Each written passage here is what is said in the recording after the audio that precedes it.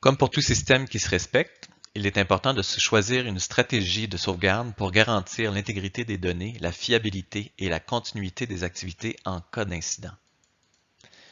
L'élaboration d'une bonne stratégie de sauvegarde nécessite une planification prudente allant de la sélection du matériel à la détermination du schéma de sauvegarde et autres questions logistiques. Chaque étape nécessite une analyse soignée à la lumière des facteurs tels que le personnel, l'expertise technique et le budget. Côté environnement de travail, il y a l'environnement de développement où on fait nos tests. Normalement, on n'y fait pas de sauvegarde. Tandis que l'environnement de production, donc les données officielles, on conseille fortement la sauvegarde, puis c'est déjà recommandé par les normes ISO. Oracle dispose de plusieurs outils d'importation et d'exportation de données, mais les outils les plus populaires sont Herman. Donc Herman qui est un gestionnaire de sauvegarde de bases de données qui est assez complet, donc il y a des outils pour automatiser le tout. Il y a SQL Loader qui, faites attention, ne fait qu'importer des données. Donc, si j'avais des données d'un système puis je veux les importer dans Oracle, je pourrais utiliser SQL Loader.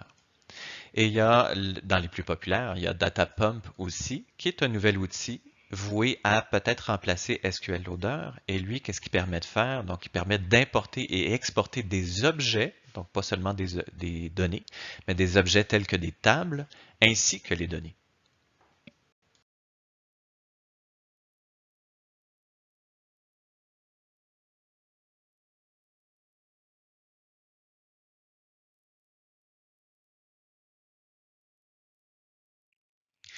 Pourquoi fait-on une sauvegarde? Bien, évidemment, pour éviter la perte de données. Donc, il est bien de disposer d'une sauvegarde fiable et sûre afin d'éviter ceci. Et comment perd-on des données? Donc, les différentes causes classiques sont un crash matériel, une mauvaise manipulation des données. Ça peut être un virus, donc la corruption de données. Ça peut être des erreurs dans le processus de migration des données. Parlons un peu plus de Herman, qui se trouve être le Recovery Manager, d'où son nom Herman. Donc, c'est installé avec la BD Oracle. Ça effectue des tâches de sauvegarde et de restauration de bases de données. Ça automatise l'administration des stratégies de sauvegarde. C'est le plus utilisé pour les sauvegardes quotidiennes. Et ça permet au DBA de gérer des sauvegardes de manière souple et optimisée. Maintenant, qu'est-ce qui est sauvegardé avec Herman? Donc, il permet de réaliser des sauvegardes globales de la base de données, les sauvegardes d'espace disque logique ou tablespace, des fichiers de données, donc les data files, les fichiers de contrôle, control files, et les journaux de transactions qu'on a déjà vus ou qu'on appelle archive logs seraient sauvegardés, c'est des options. Puis, Herman sauvegarde les données par bloc de données, donc on verra la prochaine diapositive. Des blocs de données, en gros, à quoi ça ressemble. Donc, vous avez un bloc qui contient différentes lignes. Donc, ici, on retrouve notre bloc de données. Donc, bloc de données, si je vous l'indique, le bloc de données est ici. Il contient des rangées. Donc, les données sont divisées en rangées. Puis, une rangée, si on remarque ici, est présentée sous forme de, vous avez un en-tête et une partie de données. Donc, c'est quoi ça? Donc, on dit que la BD Oracle utilise la métadonnée RowID pour identifier de manière unique une ligne dans un bloc de données. Le RowID est une structure qui contient les informations dont la base de données a besoin pour accéder à une ligne. Puis si vous voulez le prouver, regardez la ligne suivante. Là, on pourrait écrire ça justement, saisir ce code-là. Donc, select RowID from employees, where le employee ID est égal à 100. Il va vous sortir un petit code unique en hexadécimal qui va vous présenter de manière unique cette ligne-là dans un bloc de données. Maintenant, voici des types de sauvegarde classiques qu'on retrouve dans différents systèmes de sauvegarde-restauration, dont Oracle.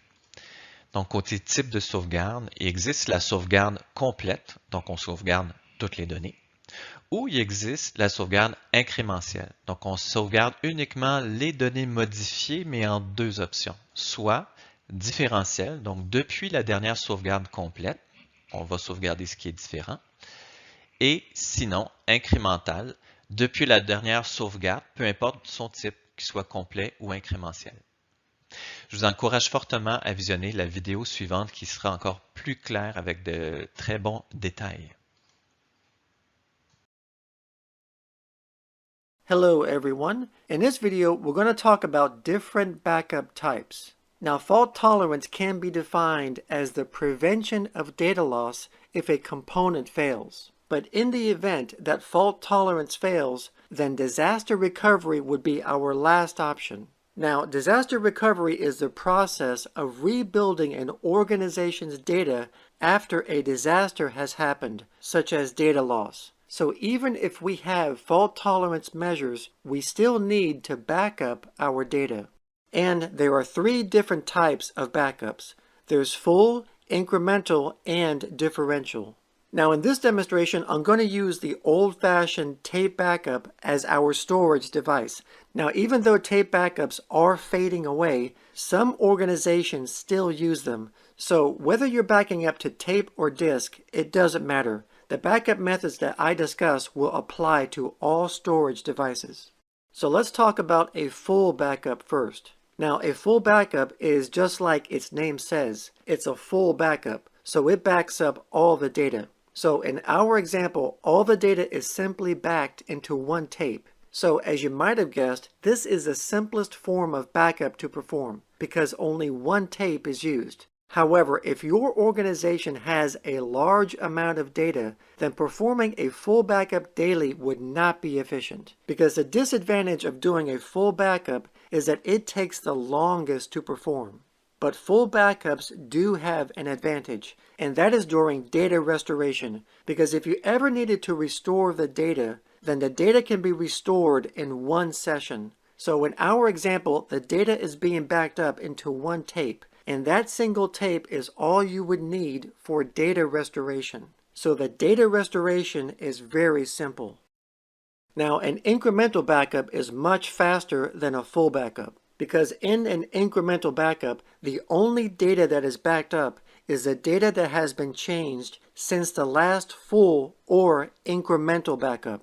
So for example, let's say a company does a full backup on Monday and does incremental backups Tuesday through Friday. So again, the only data that is backed up is the data that has been changed since the last full or incremental backup. So Tuesday will only back up Tuesday's data, Wednesday will only back up Wednesday's data, Thursday will only back up Thursday's data, and so on. So as you can see on this illustration, each backup tape only backs up the data that has been changed for that weekday. So the advantage of an incremental backup is that it's the fastest backup compared to a full or a differential backup.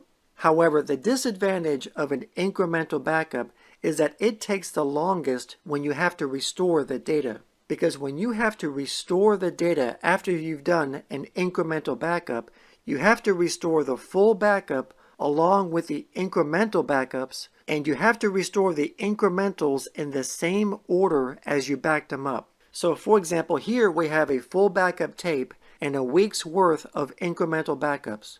So to restore the data, you have to restore the full backup tape first, and then you have to restore the incrementals from Tuesday through Friday in the correct order.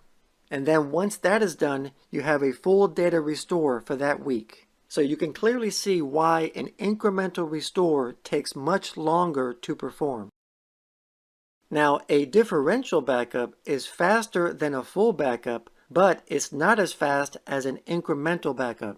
Now, in a differential backup, the data that is backed up is the data that has been changed since the last full backup. So going back to our example here, a company does a full backup on Monday and does differential backups Tuesday through Friday. So as data is being added to the database on those weekdays, the differential backup will back up the data that has been changed since Monday's full backup.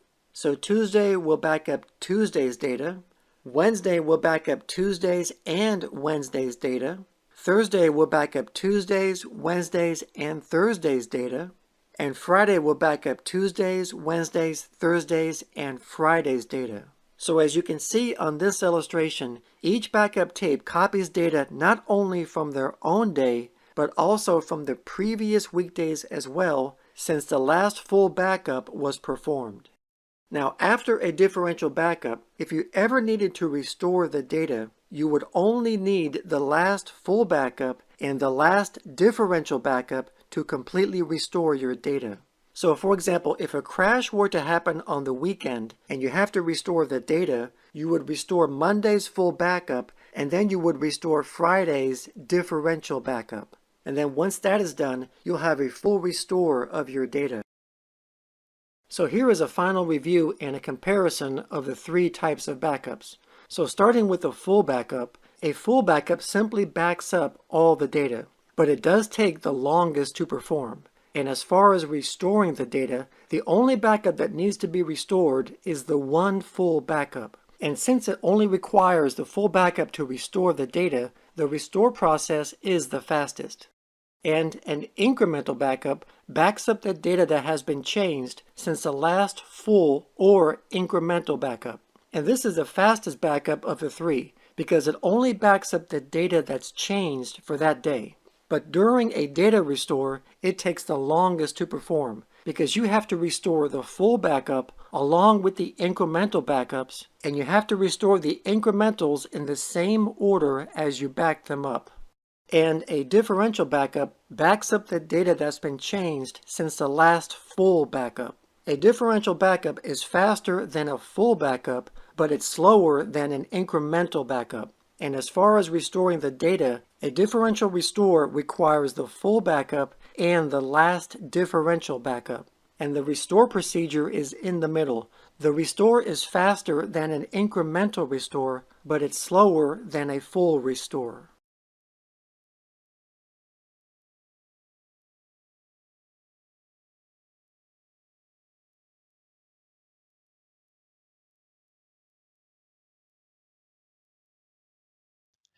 Voici les paramètres à évaluer pour définir la stratégie de sauvegarde. La vitesse de sauvegarde, importante. La vitesse de récupération des données. Et l'espace disponible de sauvegarde, puisqu'un serveur qui sauvegarde les données est assez dispendieux, l'espace est donc un élément à considérer. Donc, on a vu différentes stratégies à évaluer. Revenons maintenant sur des choses que vous connaissez, soit les sauvegardes complètes, incrémentales et différentielles. Si on regarde ce tableau-là, les différentes stratégies sont énumérées ici. Vous avez un point de départ de la sauvegarde, la vitesse et le stockage nécessaires, ainsi que les prérequis pour la restauration des données. Dans le cas de la stratégie complète, donc on n'est pas obligé d'avoir déjà une sauvegarde, donc aucune sauvegarde ou aucun point de départ, mais ça peut être aussi la sauvegarde complète précédente. Côté vitesse, le backup il est lent, par contre le restore il est rapide. Ça prend malheureusement beaucoup de stockage, donc ça veut dire que ça nous prend un ou plusieurs serveurs, donc ça dépend le budget de l'entreprise. Alors, s'il y a un bon budget, peut-être que ça pourrait être une stratégie à réfléchir. Puis le prérequis pour la restauration, donc ça prend la dernière sauvegarde complète ou aucune. Maintenant, l'incrémental, ça prend comme point de départ la sauvegarde complète précédente, donc ça prend une sauvegarde au complet. Côté vitesse, le backup, il est rapide pour l'incrémental, mais le restore, il est lent. C'est lourd, pas très lourd, mais quand même lourd pour le stockage. Puis, c'est quoi nos prérequis pour la restauration? Bien, ça prend la dernière sauvegarde complète plus les incrémentales depuis la dernière sauvegarde complète. Côté différentiel maintenant. Qu'est-ce que ça nous prend comme point de départ? La dernière sauvegarde, on ne parle pas de complète, donc dernière sauvegarde point. Backup et restore, la vitesse, c'est moyen. Le stockage, ça c'est intéressant, donc il est faible. Puis pour les prérequis dans le but de la restauration, ça prend la dernière sauvegarde complète plus la dernière différentielle. Dans la BD Oracle, il existe une option qui nous permet d'archiver dans des journaux. On appelle ça des archive logs, donc des journaux d'archives. Et là, on va voir la différence entre le mode archive et no archive. Donc, archive log versus mode no archive log. Dans le archive log, on archive dans des journaux, tandis que dans le noarchive log, on ne le fait pas. La BD est moins performante si on le fait, l'archive dans des archive logs, puisqu'il doit, à chaque fois qu'on sauvegarde, qu'on commit des données dans la BD Oracle, ben, il va y avoir une journalisation, donc un log qui va se faire. Ce n'est pas le cas dans l'autre mode, donc dans l'absence de archive log. Ensuite de ça, dans le mode archive log, la restauration est complète, car la sauvegarde préserve les transactions en direct. Donc, c'est la sauvegarde, par exemple, j'aurais fait une sauvegarde complète le matin, plus entre-temps, depuis ma sauvegarde complète, j'irai stocker dans un journal les autres transactions.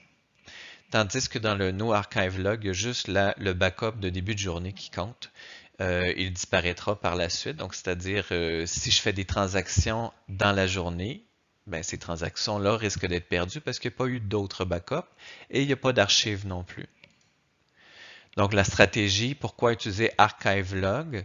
Ben, si on n'a aucune tolérance à la perte de données, donc les données sont vitales. Par exemple, Amazon qui il n'aimerait pas perdre des transactions, par exemple, des clients qui achètent sur le site web. On ne voudrait pas perdre ces transactions-là s'il y avait un crash de la base de données. Alors, on peut, dans le cas d'Amazon qui fait beaucoup d'argent, avoir beaucoup de serveurs de données, des serveurs de backup. C'est très cher, mais ça vaut la peine dans leur cas, versus, disons que Wikipédia, il y a des gens qui rédigent des articles Wikipédia, donc des auteurs, puis on se dirait que s'il y a un crash dans la journée, ben, au pire, ils referont au propre leurs articles. Donc, on peut tolérer une certaine perte de données, puis qu'on ressaisira par la suite. On va voir ça dans la prochaine diapo. On va avoir une petite animation. Mise en situation numéro 1. On est chez Amazon, donc on a un bon budget. Donc, éventuellement, plusieurs serveurs de backup. On a le mode archive activé. Donc, on a un archive log. 6 heures, on fait un backup sur plusieurs serveurs. Pendant le jour, on fait des transactions, donc des commits. Une fois que je fais mes commits, on va voir que, voyez-vous, c'est un journal ici qu'on voit en ce moment, le redo log qui s'appelle. Il y a un commit, le redo log est effacé, mais une fois les données persistées, il y a un archive log qui vient chercher les données depuis le backup de 6 heures du matin. 16 heures, un crash. Qu'est-ce qu'on fait? 16h10, on restaure le backup de 6 heures du matin. Et heureusement, on est capable d'aller chercher dans le archive log les données qui ont eu lieu, qui ont été insérées depuis le backup de 6 heures du matin. Maintenant, mise en situation numéro 2. On est chez Wikipédia. Disons qu'on n'a pas beaucoup de budget puis qu'on trouve que les backups ne sont pas si importants dans la journée. Donc, on n'est pas en mode archive. On fait un backup à 6 heures du matin. Pendant le jour, on fait des transactions et des commits. Alors, on insère dans le redo log. Il y a un commit, le redo log s'efface. Donc, les données sont persistées dans les tables, dans la base de données. Un crash à 16 heures. Qu'est-ce qu'on fait? On restaure le backup de 6 heures du matin. Mais malheureusement, les transactions depuis 6 heures du matin sont perdues. Alors, on va inviter les auteurs à réécrire au propre sur Wikipédia leurs articles.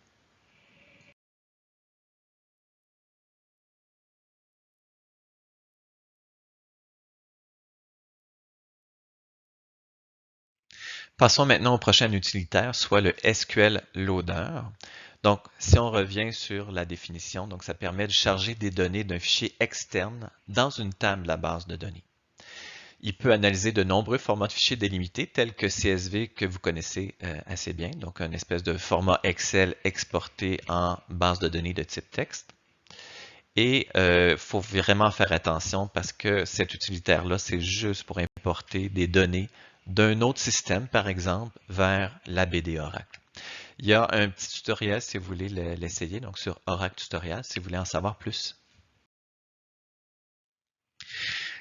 SQL Loader, il nécessite 3 fichiers. Donc, le fichier de paramètres qui contient l'emplacement des fichiers d'entrée-sortie. Donc, ça nous prend le fichier de paramètres. Et tout ça, vous allez voir dans le prochaine diapositive, ça va être encore plus parlant. Il y a aussi un fichier qu'on appelle le fichier de contrôle ou control file qui contient la spécification sur la façon dont les données sont chargées. Donc, on va pouvoir dire, par exemple, c'est délimité par des virgules. Donc, chaque champ est délimité, puis chaque donnée va dans quelle colonne de Oracle. Et ça prend aussi le fichier de données, donc le data file, qui contient des entrées, qui contient des données délimitées ou brutes. Donc, on a les 3 fichiers ici. Pour que SQL Loader fonctionne et importe les données dans la BD d'Oracle. Et il y a aussi d'autres fichiers qui sont considérés, soit le log file, les bat files ou les discard files. Donc, log file, c'est un journal qui vous tient au courant de ce qui s'est passé. S'il y a des erreurs d'importation, les erreurs ou les lignes en erreur vont aller dans le bat file. Tandis que si pour une raison X, vous avez utilisé un paramètre qui permet de sauter les 10 premières lignes, donc les 10 premières lignes ne seront pas insérées, ça ne veut pas dire qu'ils sont en erreur. Par contre, il y a un fichier qui va vous permettre de dire, ben voici les 10 lignes qui ont été sautées, par exemple. Donc maintenant, voici un exemple. J'utiliserai dans une ligne de commande le SQL Loader. Donc on peut voir ici en haut SQL Loader par file égale email par. Donc vous avez les 3 fichiers qu'on parlait tout à l'heure. Regardez le premier. Fichier de paramètres ici. Donc admettons que j'ai un fichier pour importer des courriels. Donc j'ai le premier fichier qui s'appelle email, admettons, .par pour paramètres. Et là, si vous regardez à l'intérieur, oui, il y a une façon de se connecter comme d'habitude à la BD Oracle, mais il y a surtout la spécification des fichiers. Donc, on va dire, pour le fichier de contrôle, tu vas aller voir le email control, qui est juste la prochaine image à droite. Pour les fichiers bad, donc les mauvais fichiers, ben, tu pourras aller chercher email.bad. Tous ceux qui ont été discartés, donc on pourrait utiliser le fichier email.dsc. Puis dans l'illustration qu'on a ici, pour les données, va chercher ça dans email.dat. Donc on retrouve ici à droite. Alors, je vous rappelle que le fichier de contrôle, voyez-vous, load data into table emails. Donc, pensons qu'on veut importer des données CSV dans une table qui s'appelle email. Et on veut insérer les fichiers de ce CSV-là selon la structure suivante. Ils sont délimités par la virgule. Il y a 2 colonnes qui vont aller finalement dans la BD Oracle, dans la table Email. Donc la première colonne, c'est Email ID et la deuxième, c'est Email. Et dans le troisième fichier, on peut remarquer ici, j'ai 3 enregistrements. Donc dans mon CSV par exemple. Donc 1,johndoe@example.com, donc qui est un premier courriel. Alors, mon fichier de contrôle va être capable de dire, ah, ça là, le 1, je le mets dans le email ID, tandis que l'autre donnée à droite de la virgule, johndoe@example.com, je vais aller mettre ça dans la colonne email. Et ça, on a 3 enregistrements à importer, donc la 1, 2 et 3 pour John, Jane et Peter.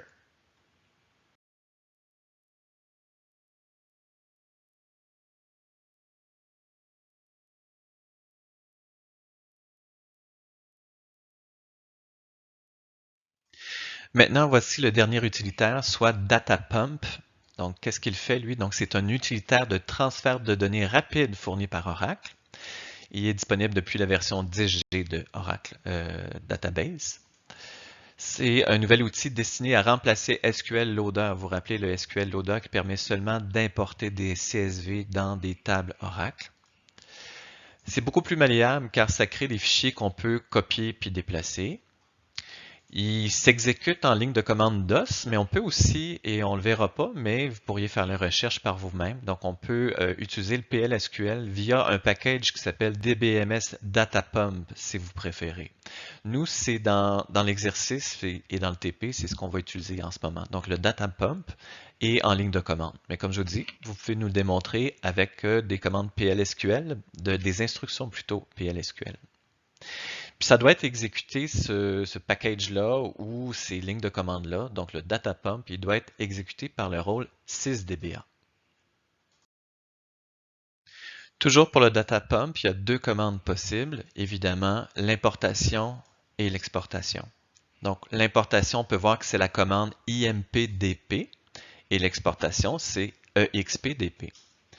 Maintenant, dans ces deux commandes-là, il y a différents paramètres qu'on voit à l'instant, soit user ID password, donc pour l'identifiant justement du schéma sur lequel se connecter, directory pour le répertoire à créer ou à utiliser, et le DOM file, donc qui est le fichier à créer ou utiliser. Toujours de la journalisation, donc log file pour voir les étapes, comment ça s'est passé l'importation, l'exportation. Et il y a aussi d'autres paramètres qu'on peut rajouter, qu'on va voir dans les prochaines diapos. Mais maintenant, voici un exemple.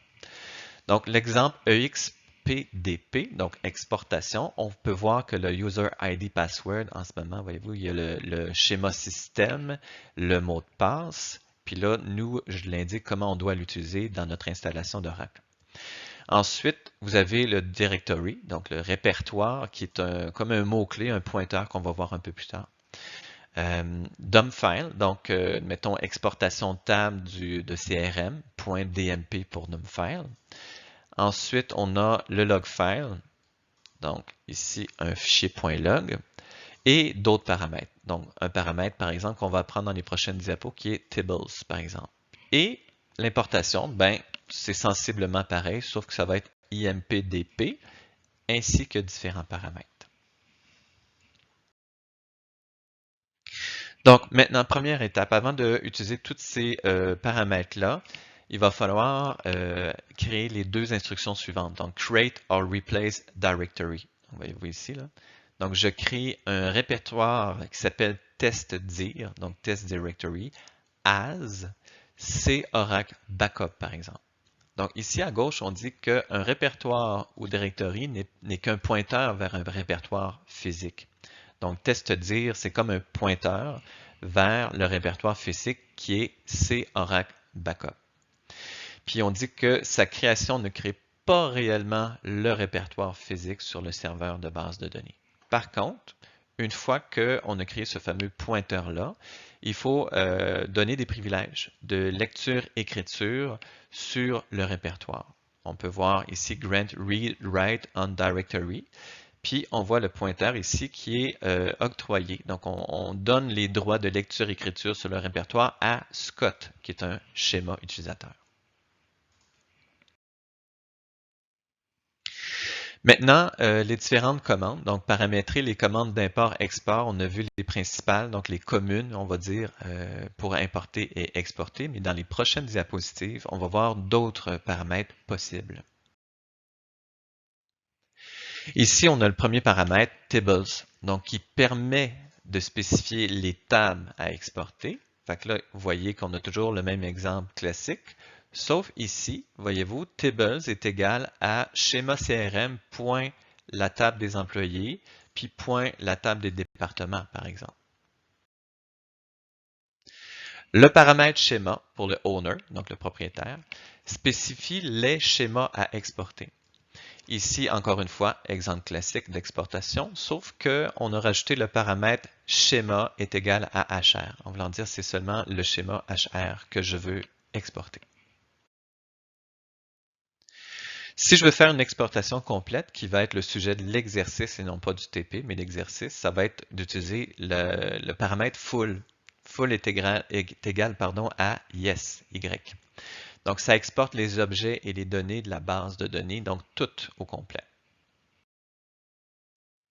Maintenant, les paramètres d'inclusion et d'exclusion sont utilisés pour limiter l'export-l'import à des objets spécifiques, donc à des tables spécifiques par exemple. Et là, on a un exemple ici. Donc, on veut, dans l'exemple 1, on veut exporter le schéma Scott en incluant les tables soit EMP et DEPT, donc employé et département. On veut inclure ça. Dans l'exemple 2, on veut faire un backup complet, donc full, mais on veut exclure la table bonus. Donc, il existe une table bonus, par exemple, mais on veut l'exclure. Fait que c'est une façon rapide de dire j'exporte tout sauf bonus. Contenu, donc, permet de modifier le contenu de l'export. Donc, dans le premier exemple, donc vous avez structure de table seulement. Alors, le contenu, voyez-vous, metadata only. Donc, ça serait la structure des tables et non pas les données. Tandis que le deuxième exemple, c'est les données seulement, mais les tables doivent exister. Donc là, je fais juste exporter les données ici, mais les tables doivent exister pour être capable d'exporter les données à l'intérieur. Maintenant, requête. Donc, le paramètre query permet de modifier les lignes exportées d'une ou plusieurs tables. Donc ici, voyez-vous, on exporte comme d'habitude, sauf qu'on rajoute le paramètre query qui dit qu'on exporte scott.emp, donc la table employée du schéma Scott, là où le numéro de département est égal à 0. Le remap, cette fois-ci, donc ça permet de réassigner des données, des schémas, des tables, des tablespace, etc. Il faut utiliser seulement lors de l'importation, donc ce n'est pas pour l'exportation, seulement l'importation. Et là, on a un exemple ici. Lors de l'importation, tu vas faire un remap de HR à Scott.